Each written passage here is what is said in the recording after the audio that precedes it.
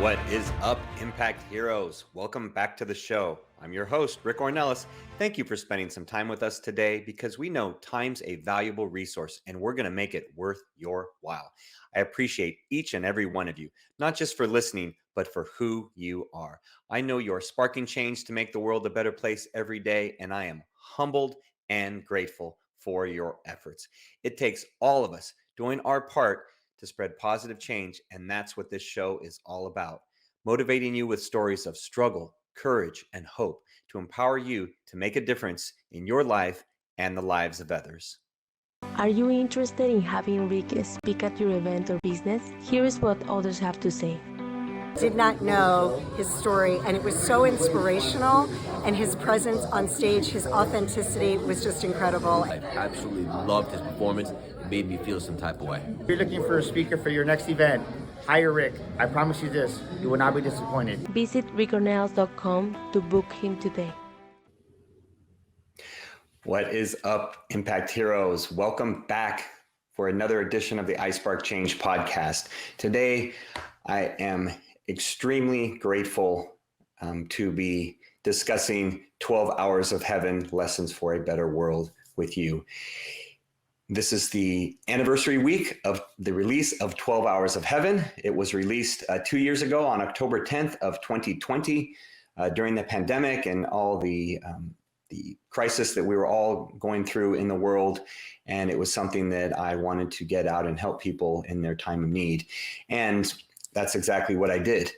So if you haven't heard how 12 Hours came to be, you're going to want to go back to episode 1 of this podcast, episode 1 and 2, and hear the story of my story and also iSpark Change. And that's where I get into the writing and how this is a story that has been in my head for over 20 years now, and something that I had to come to light when it was ready and when God wanted me to share the story with the world, and about the inspiration, the car accident, and the inspiration for the book. But today, I'm going to talk all about 12 Hours of Heaven, Lessons for a Better World, and give you a little insight into the characters. Because if you haven't read it, you can go check out the reviews on Amazon to learn more about 12 Hours of Heaven and learn more about what others think. But the book is really designed to give a message. And the message is that all of us have the ability to make the world a better place. All of us can, through our daily actions, impact the lives of others.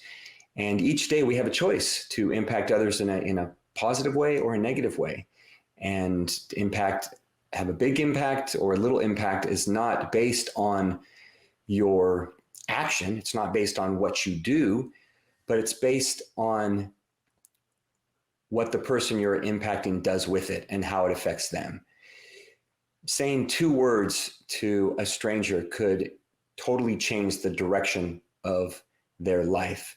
And, it takes me back to a story that I believe I shared on the second episode of, when I was doing a radio interview for Spirit Radio in Ireland.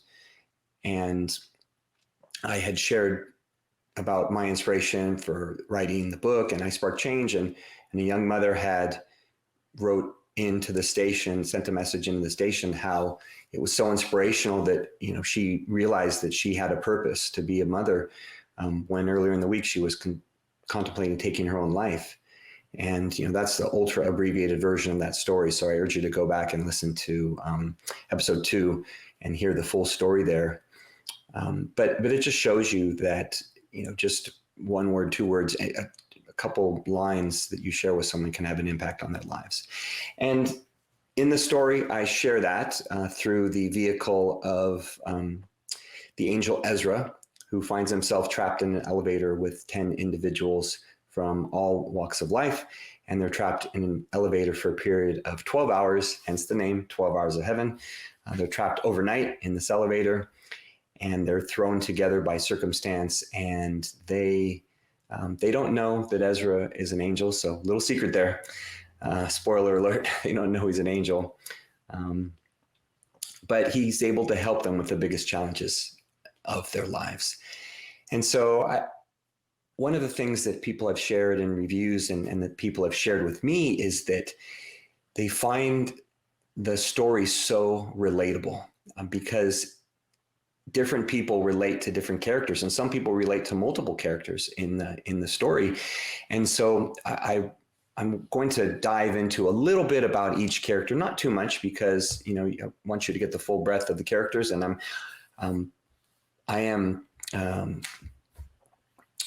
I did put some information about the characters in the book, at the end, but they're very relatable, and that's one of the reasons why the story has been so popular with many individuals that have read it, and why they appreciate it so much. And so, as I said, there's Ezra. Now, Ezra is not only the hero and the narrator of the story, but he's also someone who's uncertain about his own future. He doesn't know who he needs to be. He's young and impetuous, and he just, he's a rebel, and he doesn't know where he falls in this whole story, and where he falls in heaven. And he really gets a deeper understanding of himself, and how to be a leader, and how to help others. And, at the same time, he's sharing this story with his young protege, Annabeth. And Annabeth is someone that again, she's new, she's learning, she's very green, and she wants to soak it all in. And through telling the story, Ezra's able to to share some wisdom with her. Now, before I continue, I do think it's important to note that when I wrote the story, or when I began writing 12 Hours of Heaven, I didn't know what names I was going to have for these characters. I knew I was going to have 10 characters, and an elevator, and an angel, and his protege that he's sharing with, but I didn't have names. And so I just prayed to God to help me choose names, and for each character that a name would come to me.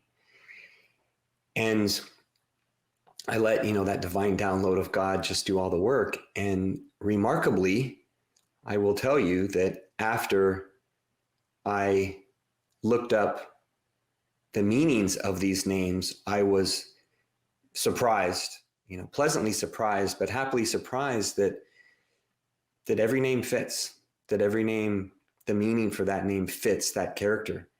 And that's not by my hand.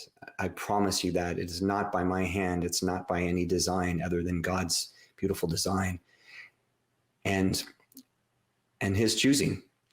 And so, before I continue, Ezra means help, and he helps everyone in that elevator. And, Annabeth, it means gracious, and that God is her oath. And I mean, that's exactly the character that she plays. And our next character is a young mother, pretty young mother named Carly. And, her name means free, which is very representative of who she is. She's, 26 years old and young, and has her little baby Joe that was unplanned, and is just kind of figuring it all out. And, she learns a lot. She learns a lot. Next we have Matt, who's our disheveled man, who's a veteran, and Matt, coming from Matthew, really means gift of God. And as you read through the story, you'll see that Matt is definitely a gift to behold, for those in the elevator and for everyone that he's around. And Percy is our anxious man. He's our middle-aged anxious man, and he's he's very unsure of himself. And Percy means Pierce Valley, and I see him as a valley because he's just he's up, he's down, he doesn't know where he is, and so he grows a lot throughout the story. Next character we have is Joshua. He's like a boy next door, kind of a young, all-American kind of kid. And his name means God is my salvation. And as you see and read about, his background and what he's gone through, and how, he's gotten to where he is, you'll see that God truly is his salvation. And getting to our couple that is trapped in the elevator together, Eva and Adam. And Eva means life. And you'll see with what her problem is and her big challenge is in 12 Hours of Heaven, that life, the meaning of her name is perfect, that it's life. And Adam is a man of the earth. And, as you know, Adam being the first man on earth, but it fits with him being with Eva and, what they're all about. It's just so appropriate. They're all favorite characters, but one of my favorite to write, especially is Big John, because he's a Southern man and writing in his Southern accent, living in Texas now. I'm not originally from Texas, but living in Texas, trying to write in a Southern accent. It's kind of fun for me, but John means God is gracious, and you'll see that, Big John is not very gracious, but he certainly learns to be. Now, Olivia is our tall professional woman who's just so put together and wise, very wise. And Olivia means ancestors, descendant. And when I think of that, I think of like the wise, like the elder in the tribe, the wise one, and that really fits with Olivia. And next we come to Betty, who is our frail old woman, the grandma type in the elevator. And she's someone that, is 80 years old and healthy, but, she's full of opinions and God is her oath. And she relies on her faith and she relies on her, her experience as a mother and grandmother, and, really has a lot to offer to the story. And last we come to Faith, our young teenage girl. And Faith means a name of virtue. And you'll see that Faith is very virtuous. Not at first you probably wouldn't guess that, but you'll see that she is, and she has a lot to learn, and it's very special. And I'm not going into a lot of detail for each character. I don't want to give you too much because I'd love for you to read 12 Hours of Heaven, Lessons for a Better World. Now that it's been out for 2 years, there's plenty of reviews to draw upon and plenty of interviews out there to learn more about the story. But I just wanted to share a little bit about the characters, just give you just a glimpse into each character, so you can check it out for yourself, and you can see what you think, because I'd love to know what you think about these characters. I'd love to know which character resonated with you, which one, which challenge that they had resonated with you, and how you saw yourself in the different characters. So I would love to, as you leave ratings and reviews, I'd love to hear, in comments on these episodes. I'd love to hear from you. And, feel free to reach out to me on social media, DM me, and let me know on social media about, what you thought about these different characters and which one resonated with you. But if you haven't found 12 Hours of Heaven, Lessons for a Better World, it is available on Amazon in paperback and Kindle versions. I will have a special beginning that should be active by the time you're listening to this on Amazon for the Kindle version, special discount for the 2-year anniversary. So you can check that out. And then also Google Play. So if you're an audio person, there is an audiobook. We came out with that earlier this year. That is a blessing that we were able to do that. It's not my voice, unfortunately, for now, but it is narrated. And I have had some folks share with me that they really did enjoy the audio version, so you can, if you don't have as much time to sit down and read. But the last thing I'll share is that, without giving anything away, is that 12 Hours of Heaven, Lessons for a Better World is just the beginning. I'm working on a follow-up book, 12 Hours of Heaven, Time on Earth is the working title. We'll see if that makes it to print, or that title makes it to print. The book will make it to print, I promise you that. And we'll see how soon I can get that done. The writing is a little slower, not being in pandemic times and having all that time to devote to it with, the podcast and coaching and the different things I work on. But it will be out there.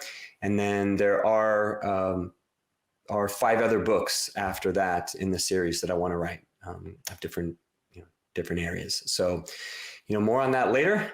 But for now, thank you for listening. Thank you for your interest in 12 Hours of Heaven, Lessons for a Better World. Thank you for all your support. Thank you to those of you that have read it and those of you that will read it in the near future or listen to it in the near future. And I'd love to know what you think. And just remember, Impact Heroes, every day you have the ability to make a difference for someone else, just like Ezra did for these characters in the elevator. You don't have to be trapped with them for 12 hours. It can be 12 seconds, but you can make a difference for others in a positive way. And so I urge you to go out there and, be that difference for others and help make a positive impact for them. So God bless you all. We'll see you next time. Remember, Impact Heroes, every positive action can be a spark moment that has a ripple effect that spreads far beyond the initial act. So go out there and spark change. Don't forget, if you enjoyed this episode, then please smash that 5-star rating on iTunes or Spotify and leave a review. We value your comments and we want to hear from you in the community.